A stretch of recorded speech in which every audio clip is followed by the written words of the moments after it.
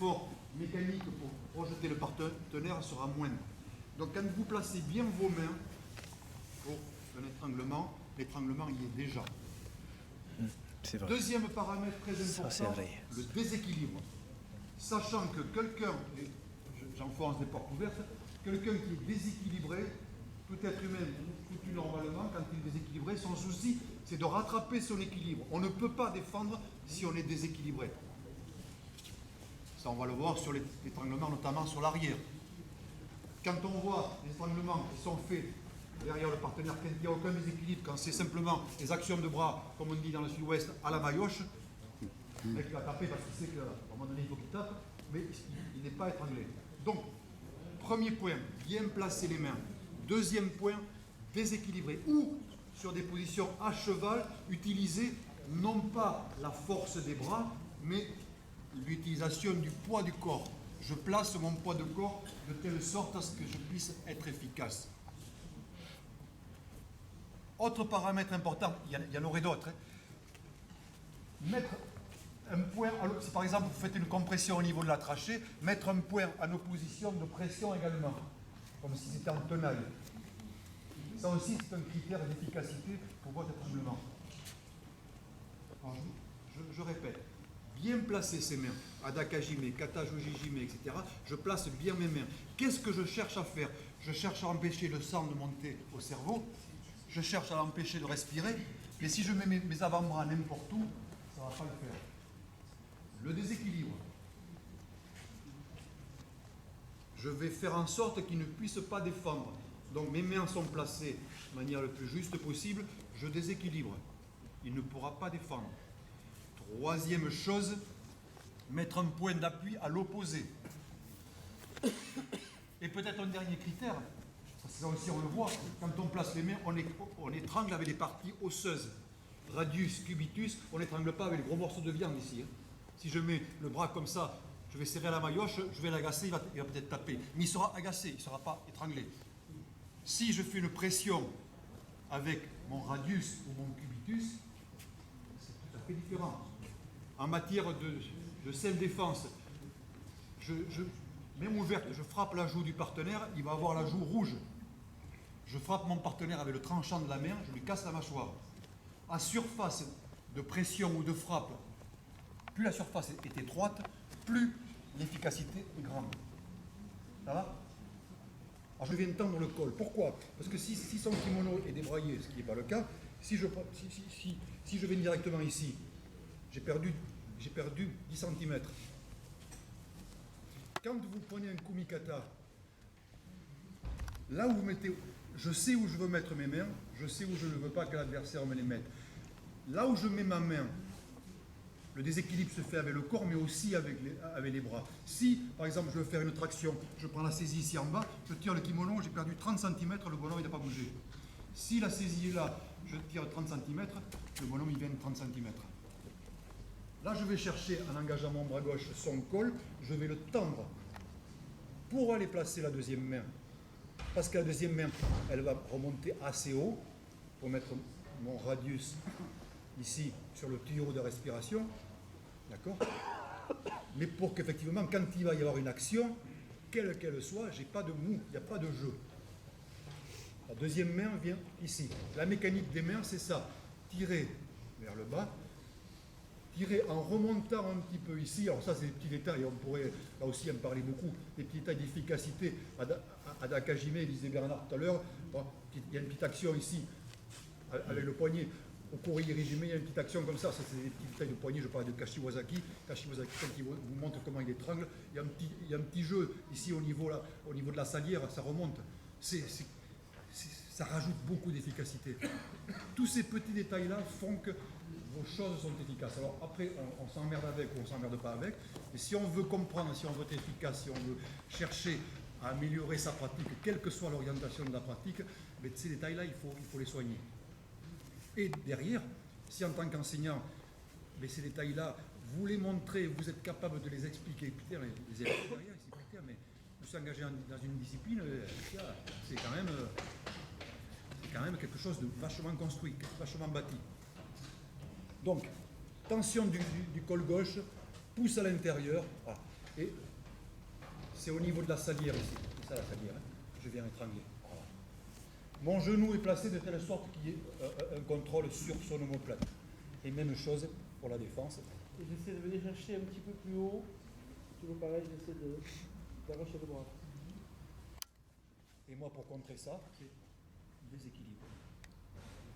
Déséquilibre.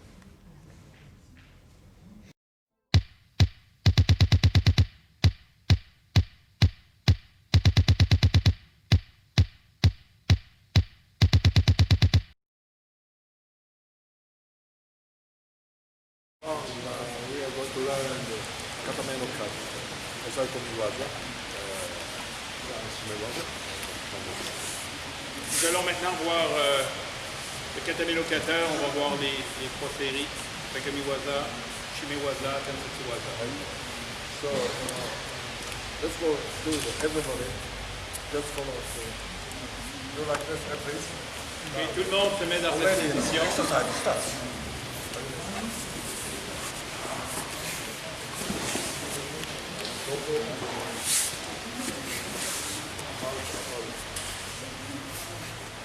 And straight. Natural.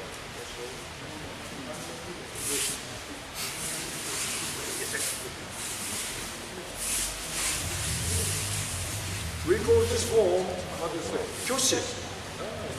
Kyoshi. Or kuraidori. Maybe kyoshi is equal to kyoshi. And when we stand up, this is shizen konta.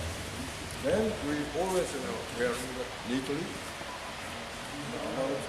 with over the shoulder, the big not not necessary to keep touching like this. It's natural. And when we sit down, make kyoshi. Let's go. Come closer. Opening and this is also very terrible strong to you. Little bit back. Oh, no way. No way to escape. It's good, correct. Open and chin. No way.